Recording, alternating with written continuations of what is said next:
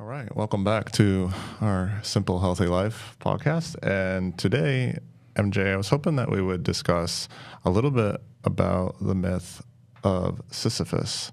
And this one is pretty interesting for us because I think that there are a lot of parallels that we can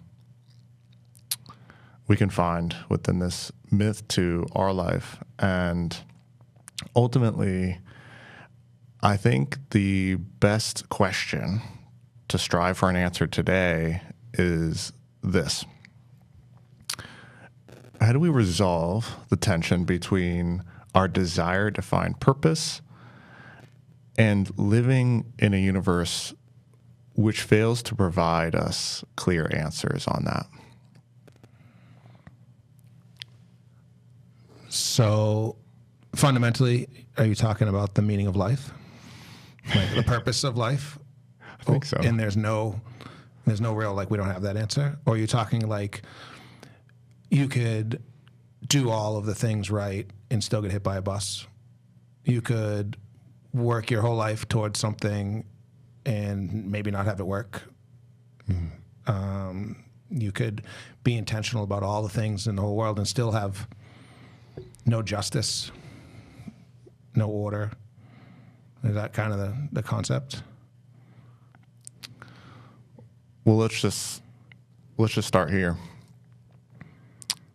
The alarm rings at 6 a.m., startles you awake. After a brief moment, the weight of the day kind of sits in. You start thinking about all the things, all the obligations that you have to get to. It feels all too familiar in a lot of ways. Get out of bed, brush your teeth, get dressed, maybe not in that order. But you know the day will probably move faster than you originally hope, right? Challenges are faced, some emotions are hurdled upon, or maybe nothing eventful happens at all, truly. And if you're lucky, you get to the end of the day and you have a moment of clarity in which, for many of us, that question comes up. Is this it? Am I going to keep doing this day in and day out? Is this what life is? And I think even people who've been great architects of their life have that question pop up. Oh, great. Okay. Now I'm fully understanding. Yeah, that's real. And you know what's weird? I was just talking to someone this morning I hadn't seen in a while, and I was like, what's new? And they were like, nothing. And they really feel that way. Like they're on repeat, Groundhog Day. You know, they're doing the same thing every day. And the question, like you're asking, is like, is this it? And interestingly enough, like, maybe it is. We don't know. We don't know. And even if you have this milestone, right, you're working towards this milestone, and then you hit the milestone, and then 6 months later you're laying in bed, what are you doing? You're thinking the same thing. Sure. Okay, is this it? Even though it was cool, and now I'm better, and I've got, grew, or got the job, or got the house, or I got the thing I wanted, you still end up with that kind of feeling. You think it's because the universe doesn't give us the answer? Or is it because we're left to define the answer? I think it's hard for us to know, which is why this tension exists, right? The tension between, is this it? Is there a greater meaning here? What is that? And the universe's silence on that. Yeah, right? Definitely. I think about a little bit of it as, some of me thinks if we had the answer, it would be worse. Because what if it doesn't line up with what you wanted it to be? Right? No, you're supposed to just be the ant.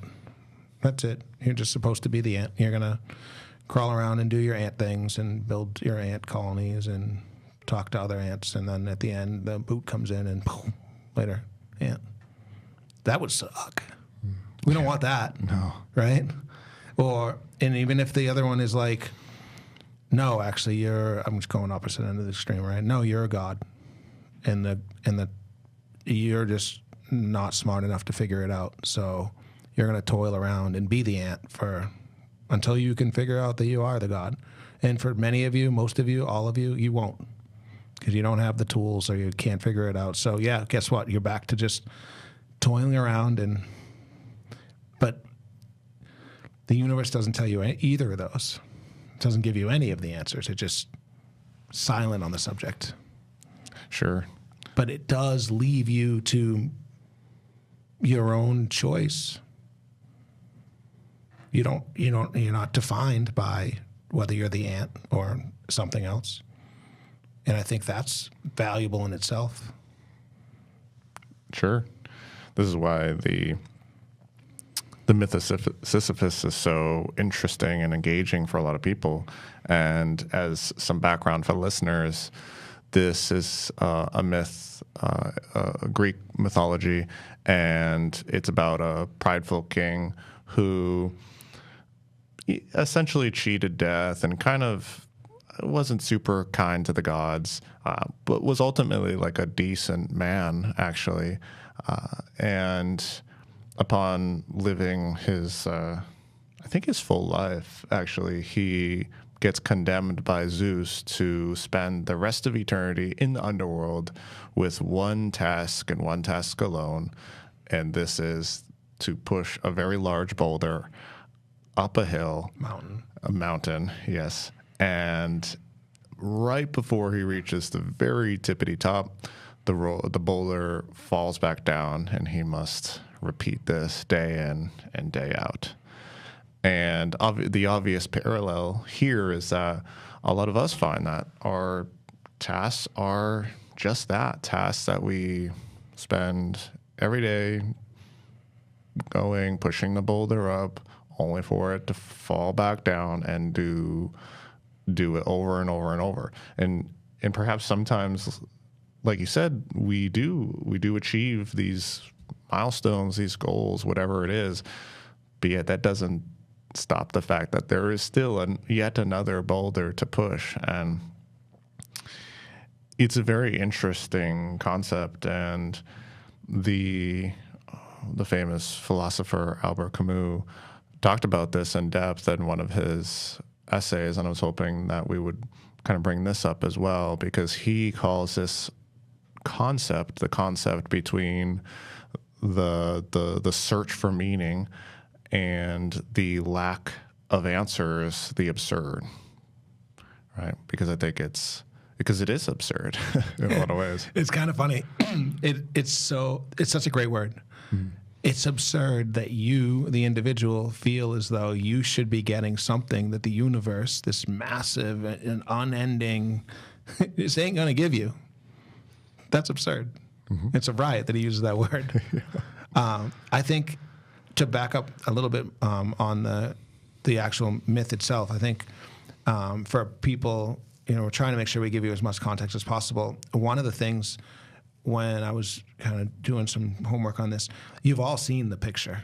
It's out there. It's like you've come across it. We've come across it. It's just you close your eyes and picture the drawing of the man pushing the boulder uphill. Like it's on advertising. It's more prominent than when you first think about it. And in fact, after listening to this podcast, I'd be willing to bet you're going to see that picture pretty soon. Mm-hmm. So that myth is. So do you think that they wrote the myth? Why did they write the myth? Before we get into Camus' interpretation, what do you think they wrote it for? Control? Well, yeah, there's something very special about these stories, especially Greek mythology is such an interesting thing, because I think that they, similar to how maybe the Bible or other religious texts are outlining feelings and experiences, these universal truths perhaps in story. I think Greek mythology does very much that too. They outline these human experiences that seem to transcend the culture and and even the time in which they are written, and they become this universal truth. And I think that's why we hold on to them in a lot of ways, right? They persist through time because there is so much core truth to them, and this is just another one of them, you know. I think you're spot on, and I think this is one of the more interesting core truths that we can discuss. We'll get into it here in a second, but I really liked how Camus, the person that we're going to talk about next, he talks about it's less about answering the question and more about facing the question head on without escaping it. Right? So like, okay, now we know the question is there. We all know it. We all feel it inherently. We want purpose. The universe is under no obligation to give it to us, and in most times responds with silence. Right? That tension, the absurd. Hilarious. Great word. But what do we do in order to escape that tension? Right? And because we're talking about such a big, fundamental rock here, we're going to talk about the rock again in a minute, but because we're talking about something so fundamental, we do things like religion. Right? If the universe doesn't answer, we go, well, there's got to be a God. Okay, sure, fair, right? Or we do anything we can to escape that tension. Sure. Because we don't want the tension. And we're not going to get an answer, because that's the absurd part. We're going to look for it, and we're going to maybe even come to the conclusion that we believe it. Right? And I don't want to get into whether or not religion versus any of that, because belief is whatever, yours individually. But ultimately, like, that's what you're trying to solve for. Right. And I think it's obvious that we look for the answers, right? It's obvious that we look for part 2, Sisyphus, and I'm like, okay, where is he now? Yeah. Did he ever get off?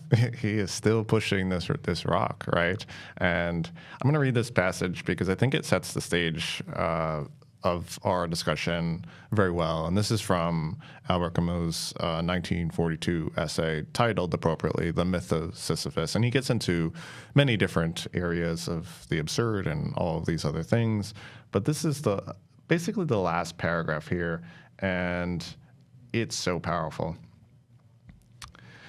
There is no sun without shadow, and it is essential to know the night. The absurd man says yes, and his efforts will henceforth be unceasing. If there is a personal fate, there is no higher destiny, or at least there is, but one which he concludes is inevitable and despicable. For the rest, he knows himself to be the master of his days.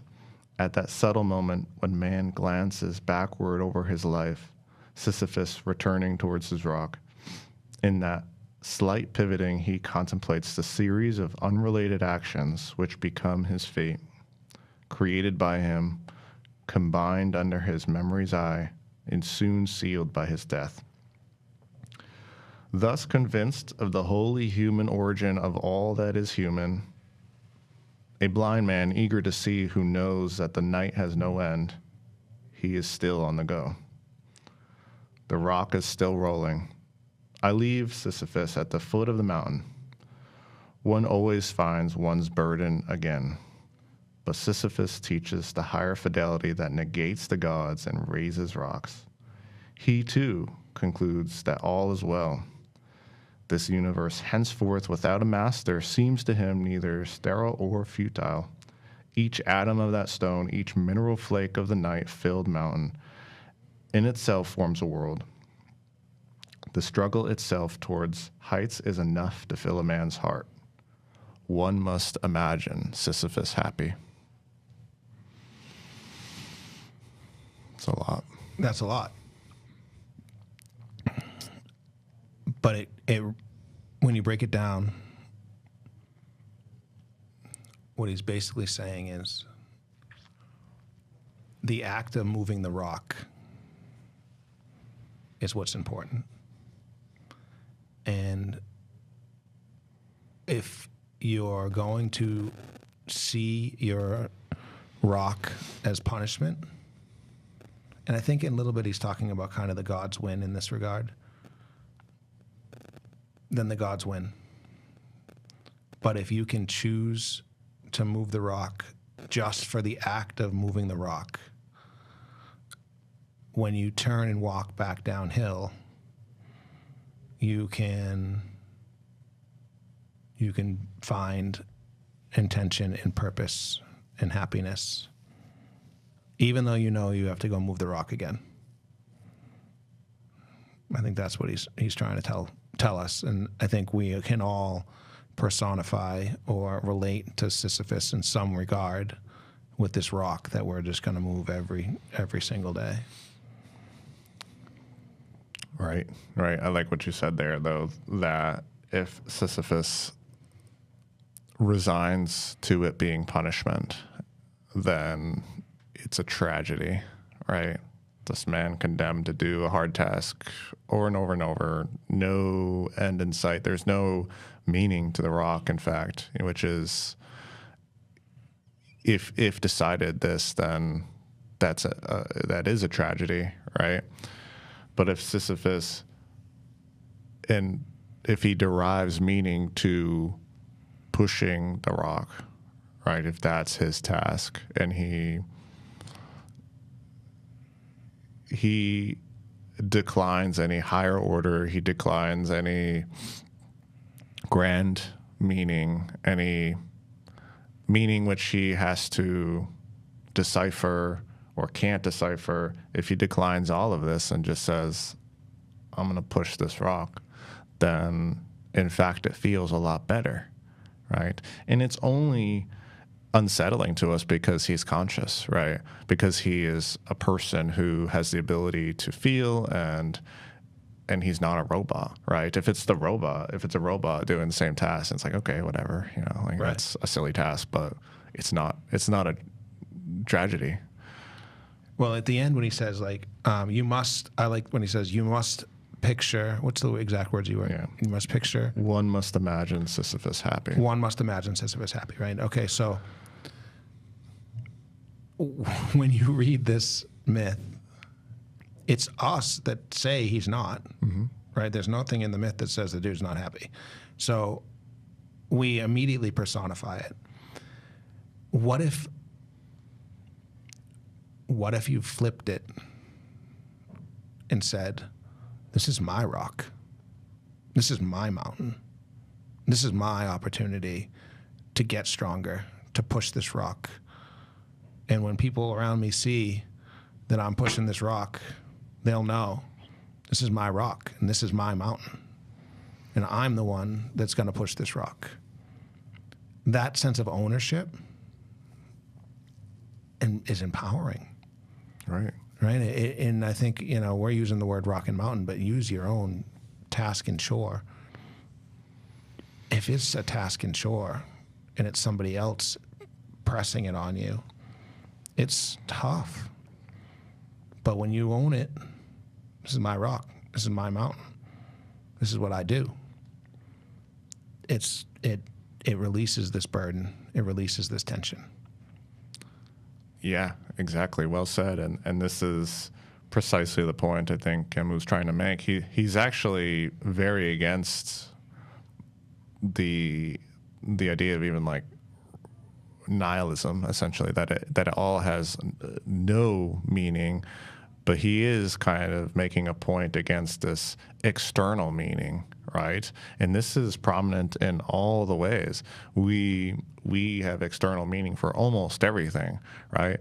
Once I get enough money in the bank, I'll be happy. Or once I get enough, once I lose enough weight, once I achieve enough friends, or get recognition on XYZ, then I'll be whole, right? Then it will all be worth it, essentially. All the work that I put in, all the sacrifices I made, it will all be worth it once XYZ is achieved.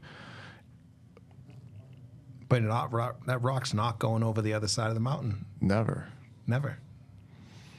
And so to be lucid, to be present, to be awake to the task itself is ownership, and is meaning, is the deepest of meaning, right? Interestingly enough, like our modern neuroscience, to jump ahead 2,500 years, has like proven dopamine spikes during the act, not possession. And once you have it, your dopamine goes back down. It's spiking when you're in the act of doing these things, and that's telling us like this is when the feel good is. It's really we want to say, even in the myth, like, okay, you get the suffering, you get the thing, you got to push the rock uphill, but the truth is that's when we actually feel alive. Right. That's when we're really doing it, and it's just this tension about the why. Right. I think too the most interesting part of this for me, obviously the last line, it's a famous line, one must imagine Sisyphus happy. That one is without a doubt the most famous line in the whole book. But this other one that is easily missed, I think, by many people is Camus talks about the descent, right? Sisyphus' descent each day to the rock at the bottom. And that one fascinates me, right? Because this is where it all happens, right? This is where Sisyphus's ownership of his task actually happens. He kind of doesn't have a choice, which is also interesting. Like, I don't know many people have broke that down, that Sisyphus doesn't really so much have a choice. I don't know if like his body just moves in the way to like push the rock up. He's standing up atop and like, I'm not doing it again. Yeah. Stay down there. I don't know how that works, but he does have a moment of reprieve on the way down, right? And so even if every other moment of his life is spent solely pushing, he doesn't get to sleep, eat, whatever, but he does get the descent, right? And that's a true moment of clarity. That's where he can be conscious, and that's when he can reflect. And if during that reflection, it's the gods have punished me, woe is me, this is hard, I don't deserve this, maybe one day it will end, maybe I'll eventually get the boulder up to the top of the mountain, right? It's interesting because I hadn't thought about that thought in a while, but the first thought I've ever had upon hearing the myth of Sisyphus was, I wonder if he's hopeful that one day he will get the rock to the top. What if I told you that the fact that you wonder that is your way of escaping the absurd? Right? I'm hopeful that one day the universe will tell me why we're here. I'm hopeful that maybe when I die, I get to go to the other side and I'll learn what was the meaning of it all. Right? It's the same concept as religion. While we're alive, we hope that, pick whatever religion is correct, and heaven is waiting for you, or whatever your thoughts are. But it does come down to hope. Sure. And I think what Camus was saying is, F hope, when you truly throw it all aside, everything, hope, religion. I mean, he's cursed by the gods. He's got to come to terms with the fact that this is an eternity for him, right? And we don't really wrap our head around eternity very well. Then every night when he walks back down that mountain, I hope he's not hopeful. I hope he's just truly come to this point of freedom. And we've talked about this a couple different times, and it lines up perfectly with Man's Search for Meaning, right? Viktor Frankl. Mm-hmm. And he talks about it in his book. This is a man that was in Auschwitz. He was a doctor before he got there. He showed up on day one. They took everything he had, every single possession that he could possibly have, and then they took his family. And then they took his food, and then they took his rations, and then they took everything. And the only reason he got to live through this whole process was because he was a doctor. So they actually were using him on top of everything. And hope was completely gone. But his intention and his meaning was there still. And he talks about they can take everything from you with the exception of your meaning, whatever you choose. Right. Again, this is my number one book, Man's Search for Meaning. It is a life-changing book without a doubt. So if you haven't read that book, I mean, it is certainly tragic. It is awful, but it provides such high resolution on suffering, one that you've never seen before, and yet somehow he comes out the other side with meaning, right? And so, yeah, you're put through the meat grinder, essentially. You're chopped up into little bits in every which way. Like you said, his family, basically gassed in front of him, everyone around him suffering. They're doing hard labor in those camps, 15 hours a day of just mining a railroad, essentially, on a single pea and some soup, right? And yet he's sitting there somehow creating meaning when, you're right, there is no external meaning. I mean, as far as he's concerned, he's dying there. He kind of resigns to this. In fact, because he's resigned to the fact that there almost is no hope, he derives meaning in those moments. So very similar to Sisyphus. So that's a great connection. I hadn't thought about that. Yeah, and in the end, it's personal freedom, right? And that's what I was kind of saying at the beginning of this whole podcast. Like,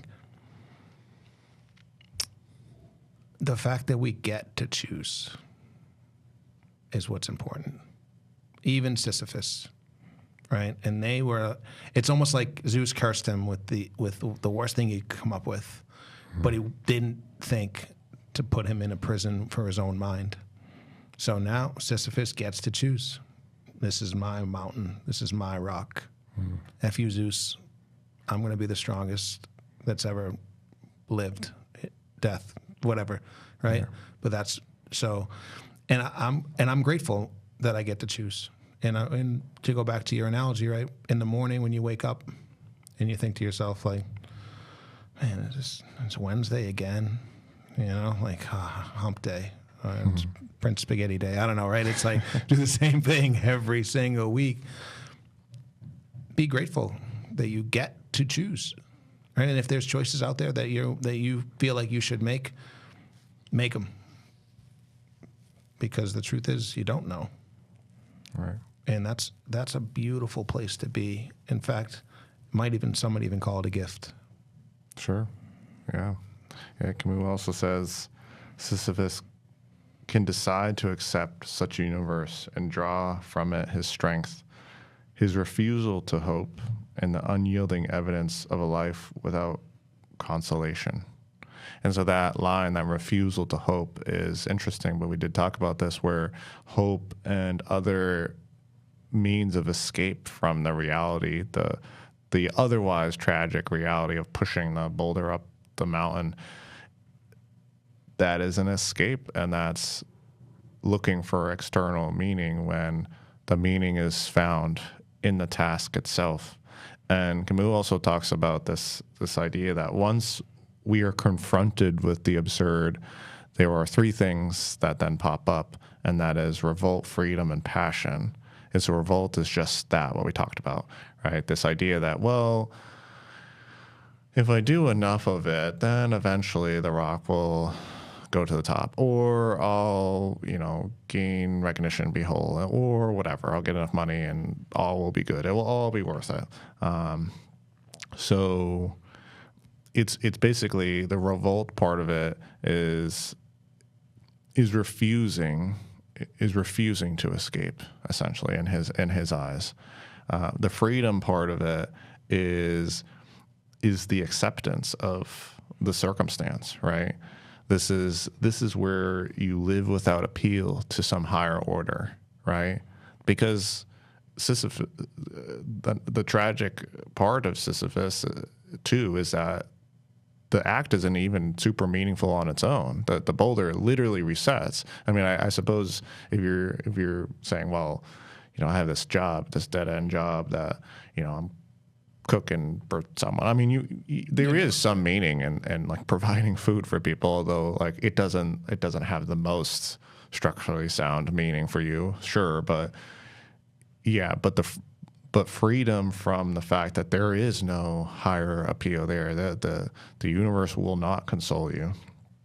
And then passion is this extreme lucidity to life, this being awake, this presence in the now.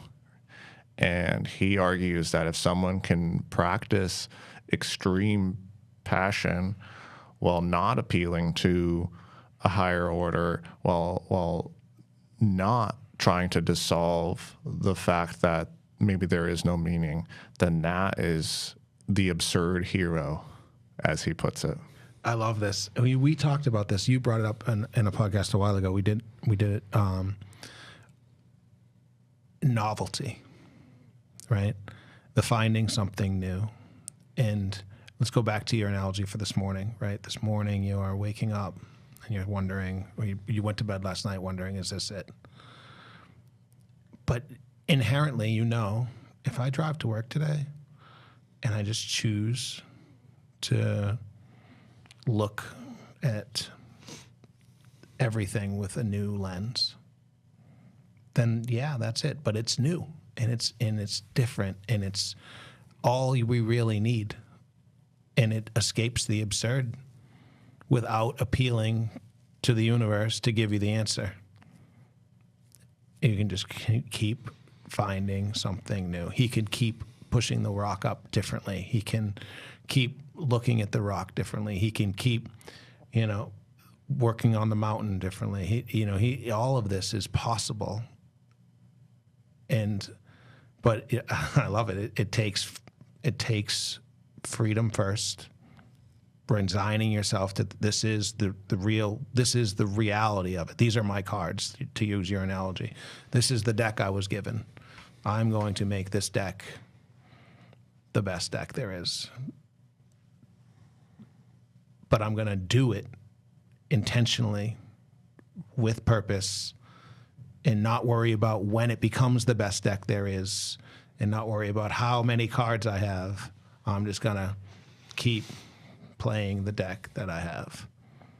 Yeah, I love that. Obviously, we've spoken kind of at length on my feelings of like seeking depth in things, right?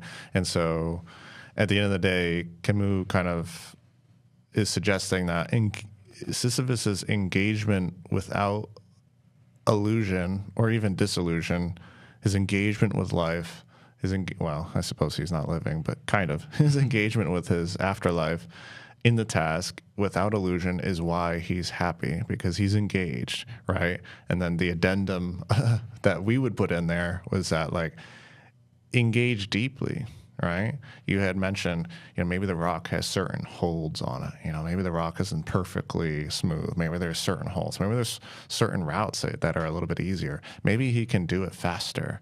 Maybe he can just get better at it. And maybe he can get better at it at an infinite degree for eternity. And that's kind of cool. Just to get better at it. Yeah. Just to get better at it. Just like a certain technique, right?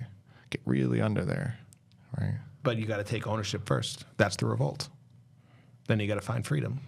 That's the understanding that there is no hope because the answer is not coming. It's absurd to think so. Right. And then you got to find passion. Right. And I think he's spot on when you take those three things and you live a life, you start to live a life free of that tension. What's it matter?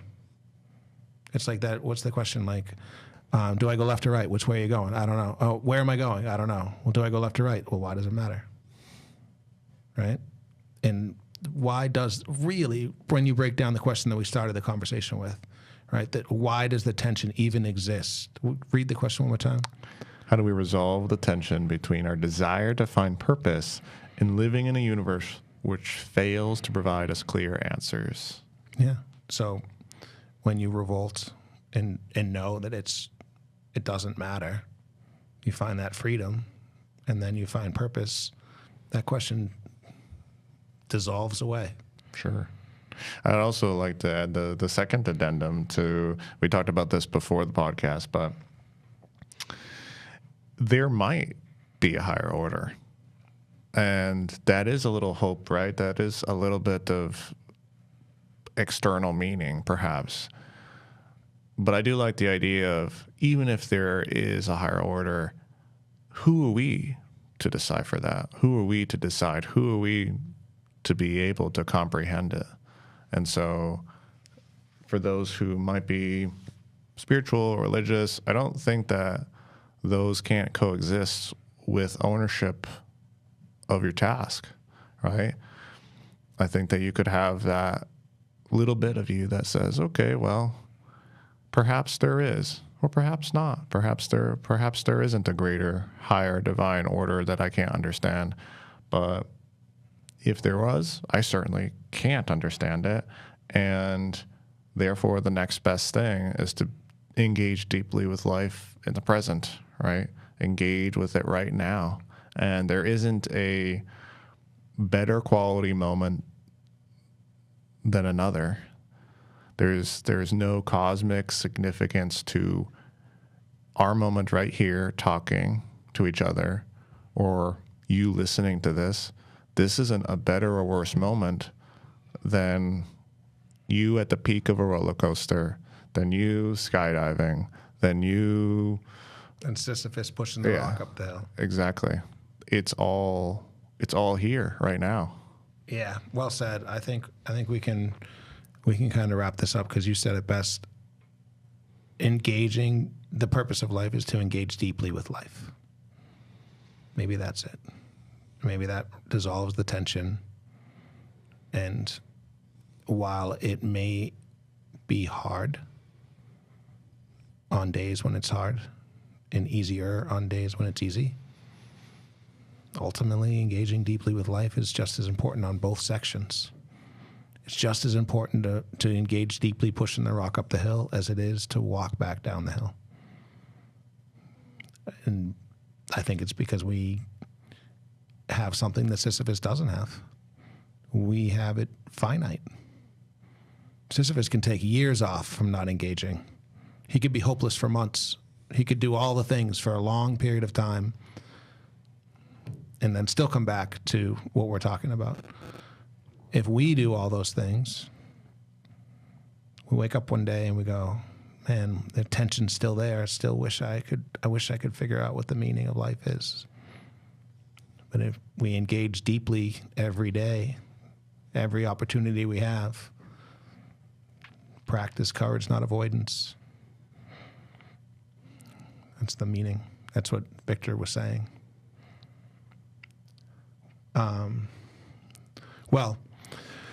So if you guys like this topic and you feel like somebody might benefit from it, we would encourage you to please share it with your friends, your family, anybody that's interested in this type of stuff.